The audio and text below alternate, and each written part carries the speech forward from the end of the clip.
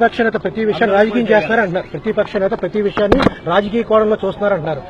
దాని మీద నేను మురళీధర్ సార్, ఏపీ టైమ్స్. ఒకటి చెప్తాను, ఇవాళ ప్రతిపక్ష నేత ఇక్కడికి వస్తున్నాడు కాబట్టి న్యాయం జరిగింది. ఇంతవరకు అరెస్ట్ ఎందుకు చేయలే? ఇంతవరకు ఎందుకు అరెస్ట్ చేయలే? ఎస్ఐని సస్పెండ్ చేశారు, ఎంఆర్ఓను సస్పెండ్ చేశారు అంటే దాని అర్థం ఏమిటి? మరి అరెస్ట్ మాత్రం ఎందుకు జరగలేదు? ఇవాళ ప్రతిపక్ష నాయకుడు కనీసం ఇక్కడికి వస్తున్నాడన్న భయమో భక్తో ఏదో ఉందన్న కనీసం వాటికైనా సంతోషం, కనీసం అదన్నా జరిగింది. జరిగిన దానికి సంతోషపడతా ఉన్నాం.